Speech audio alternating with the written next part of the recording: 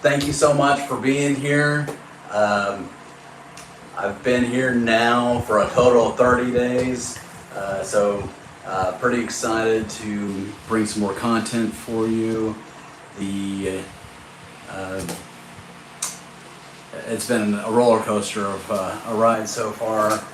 I am pretty well settled in, still getting kind of things in order, organizing things, trying to get things set up a little bit better each day. So might have like a mission each day, or some days that it's just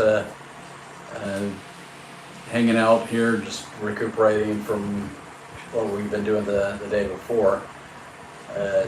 Right now we've been reconnecting with friends that I've made here and getting them to know my wife and getting those connections and building a framework around here. So what I am doing also is like I have signed up for a language course up at the university this week. So I'll be doing some language work with Portuguese in Coimbra University. So we're gonna try that and see how that works. But I completely forgot what I was gonna say at the very beginning. I passed 170 subscribers, which is absolutely excellent. Thank you so much. I appreciate the love that you've been showing me. It's all because of you that I'm doing this, so I can communicate with you and hopefully help you out in your adventures if you were to choose Portugal. Or if you're just one of my friends that are trying to keep in touch, this is just a way that I'm trying to keep in contact with you all. Oh, hey! I'm glad that you made it onto the live this time. We're able to make it, so hopefully being able to keep these at the same time each week will be a way to communicate with you. Right now it is 10 o'clock my time. We've ran around town. We went up to the main mall and got some more organizing stuff, so like I can get my camera gear packed up and tidy like whenever I'm here. And we ran around there. We tried catching the bus, had a little bit of a snafu with that. Was thinking that if I took the you have a million questions but still going through all your previous okay, yeah. I'm trying to get a bunch of material up there, but any questions that you have, feel free to throw them out to me, and I'll help you answer the questions for you. Sorry about that. Sage had hit the YouTube thing, but yeah, just hit me up with any questions and I'll answer them. The thing is like if you ask a question, it might be somebody else that's wanting to know the exact same question that hasn't gone through the videos. So what I was gonna say was that we went up to the Forum shopping mall and got some things, but then decided to try to catch the bus to kind of go a different direction, kind of see a little bit different part of Coimbra that Sage hasn't seen. So we went onto the bus and went into this general direction, and it basically came to a dead end. They stopped us there and told us we had to get off. So had to catch another bus to get back into town, and that took like an extra 20 minutes or something. So it was a little bit of a snafu, but that's part of the adventures of living in a new city, especially one that is outside of one that you're familiar with. So one thing that I have been using to get around town, and then I've been able to go to like Leroy Merlin's, which is kind of like it's a hardware store that is similar in scope to like a Lowe's or Home Depot, a little bit smaller. but been able to catch the buses and get to some of these other areas of Coimbra that are further away, and not have any issues getting there and getting back on the bus. But this is one of the things that just had a little snafu. But there's an app, and if you're like one to travel Europe, there's an app that's called Move It, and it's Moovet, and it is a great way to find the buses that you need to get from place to place. It's also, if you needed to catch a train, like if I wanted to go to Coimbra, to Lisbon or Setúbal, like down south, I'd know which train to catch. And then if there's like an apartment that I need to get to that's in Lisbon, it tells me which metro station I need to pop onto, or the bus number to catch. So it's a great tool. It's just that this situation, the bus was doing something weird. So I don't know if it was just because it was later at night that the pathway that it went through was a dead end and didn't go all the way through. So that's kind of what I went through today. Yesterday we met up with some friends, had a lunch, and then we walked back, and there was a little bit of a car show. They had a special thing going on. It's only like a block away from us, where they shut down the street, and they had a little bit of a car show going on, but we also had a bunch of rain, so did get to see some of the cars and things. It's like pretty neat because, you know, they seeing cars from the 60s in the US is completely different than seeing some of these cars from 60s, 70s, whatnot, that are European cars. So there was some pretty cool looking MGs, Porsches, Renaults, so something that cars that I'm not familiar with, so it's kind of cool. But I'll probably post a couple of those pictures from walking out tomorrow, or probably tomorrow, because it's kind of late. But I figured that wondering about music. What kind of music, Mom? It's like there's just like walking around, there's all kinds of different music. So like I like yesterday, like when we went into this restaurant, they were playing some type of rap music, but it was in a different language, and it wasn't Portuguese, so I'm not sure what. But then you hear live musicians kind of on that strip also that are playing live music, and then you might hear the Beatles being sung or mimicked. There's a really good musician that absolutely just kills everybody that he's singing. He just he mimics them perfectly. Might be Simon Garfunkel or the Beatles, Neil Young. So there's some of that. There's the accordion guy that I love. He's a fun guy to watch play. He just is always really into his music. Then there's this one guy that plays the guitar, but he sings. But he kind of got Sage and I the first day that we were here. He had a voice that we both thought that it was a woman singing, but like he just was beautiful voice. But yeah, then there is American music that's played like over some of the radios in the shops. But there's a little bit of everything when it comes to the music. See, one of the things that I have been eating this week that I hadn't had in the past has been the frango asada, which is basically a rotisserated chicken. It's spatchcock, so it's laid down flat. So yeah, let me see.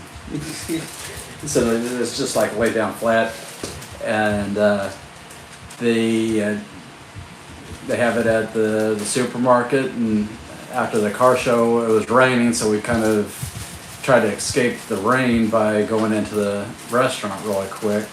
And they had a peri-peri sauce, which was quite interesting. The peri-peri sauce is like a olive oil with a little bit of spice to it, so it's got a nice viscosity to it, nice taste on the tongue, and a little bit of spice, but not. It's just really lightly spiced to me, and I like spice, and it is tasty, and it's typically a little bit salty, but not too salty. And they're for like vocals. They're also there's an opera singer that's also in that area that that sings every once in a while. I haven't seen her around recently, but she just echoes the whole area. She's got a loud voice that carries on. It's pretty amazing. So how many times have I been to Portugal? This is the second time. I came here back in September to check it out, and when I did, I really love the people, and I spent a total of 7 weeks out here scoping things out. I flew into Lisbon, took the train up to Porto.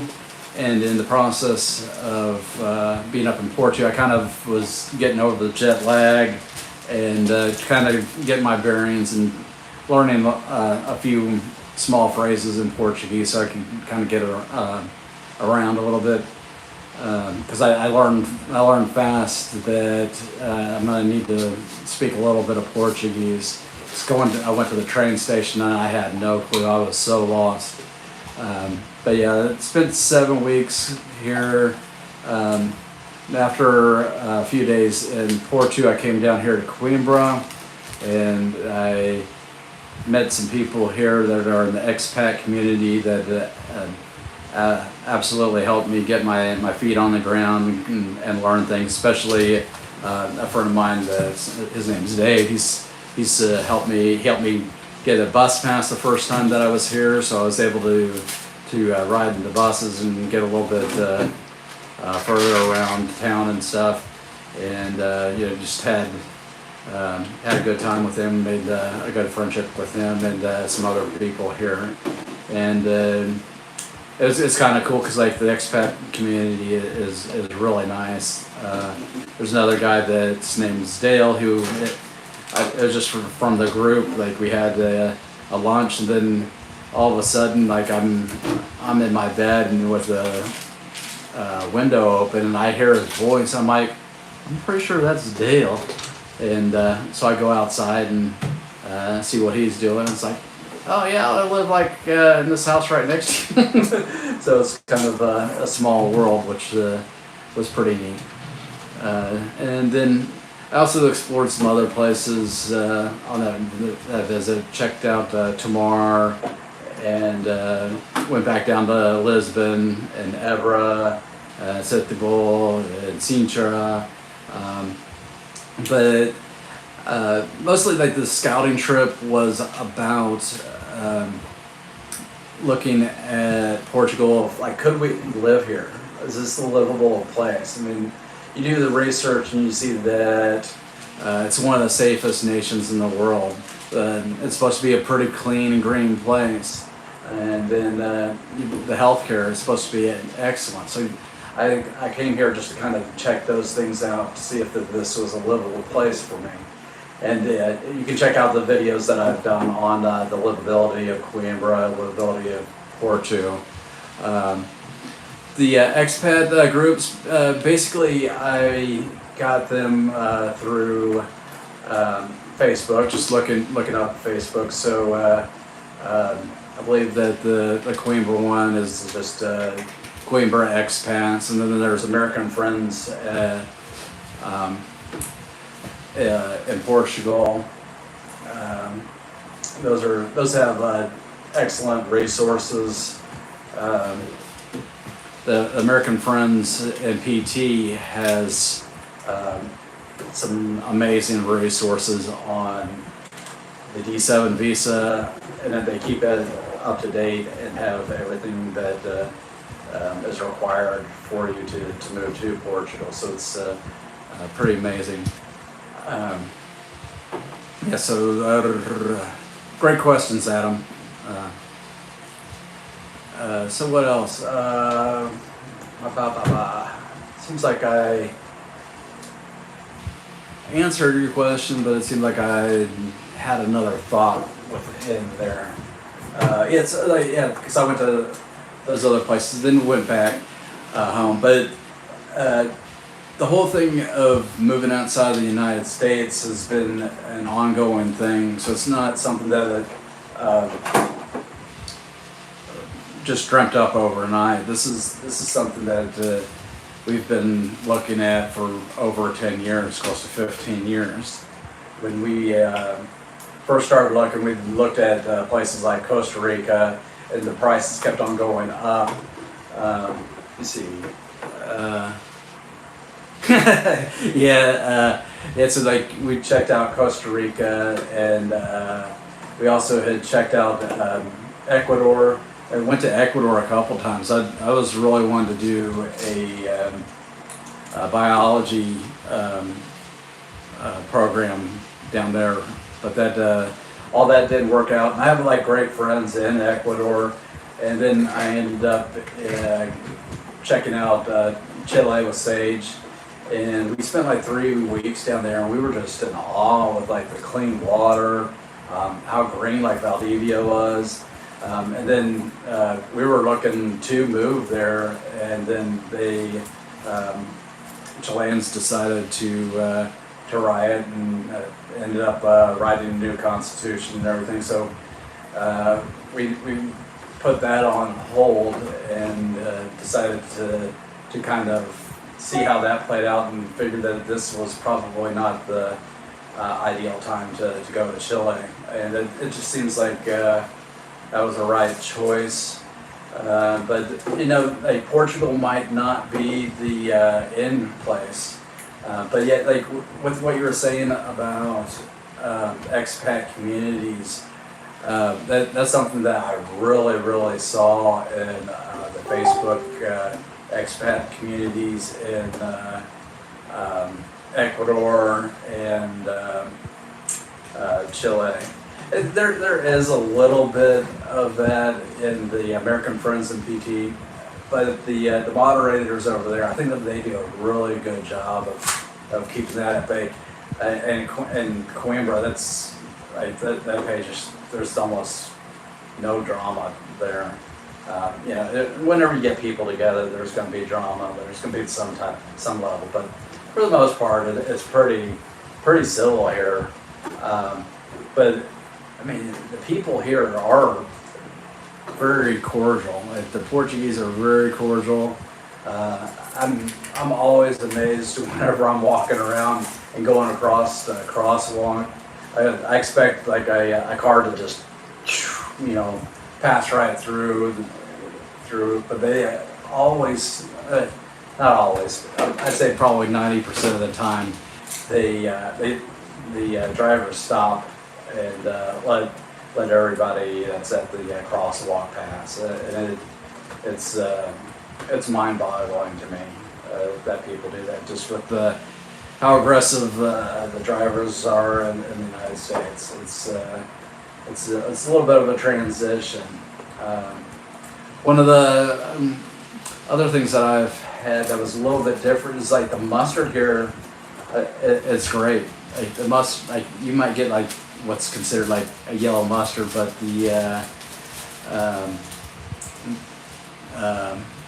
it might have just a little bit of Dijon to it or a little bit of honey. So it's been really nice. Just that little bit of, just a little different.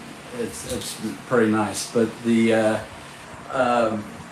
expat community, I'd say that the expat community here, here in Coimbra, it's probably a little bit older, but the expats that, or at least from like US expats is probably a little bit older, but international expats maybe anywhere between like maybe 28 to 45, somewhere around that area. And some of the ones like from Australia that I've met, and Egypt, I haven't seen them yet. I haven't reconnected with them, so I'm not sure exactly where they are. But it'll be nice to meet some people of that are a little bit more closer to my age. But I mean, people that are older than me are pretty awesome. So as long as they're awesome, I really don't care their age. Families. Ironically, the only family expat that I've met is some Chileans, and I haven't seen them since I've been here either. So, and they have, I think, like a 3-year-old and a 2-year-old. So they're younger kids. If you want to check out another YouTube channel, there's Expats Everywhere. They have a daughter that I want to say she's 2 or 3, like somewhere. She's pretty young too. But yeah, Josh and Kaylee have their family here, and I think like when you get into like some of the bigger cities like Porto and Lisbon, there's more expat families. But when you get into some of the smaller areas, they have less, obviously. But I know that you can look at a bunch of these different YouTube channels that have families, and they'll have like the international house where they take their kids, and they do a pretty good job of transitioning kids from English into learning Portuguese. Oh, let's just checking the box. And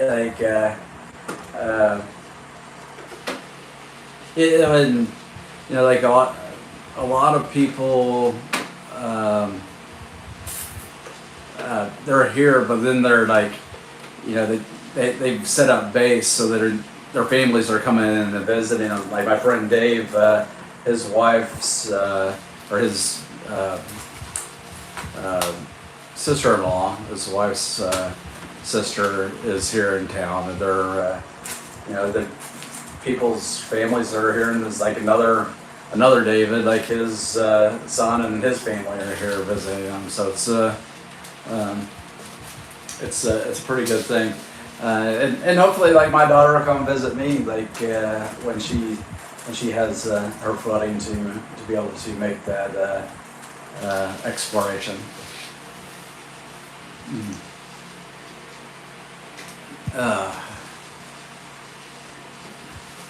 All right. Yeah, like I don't have like my exact setup for here. Just make it like look all like nice and everything. I'm still trying to play with things to try to make things look right and make it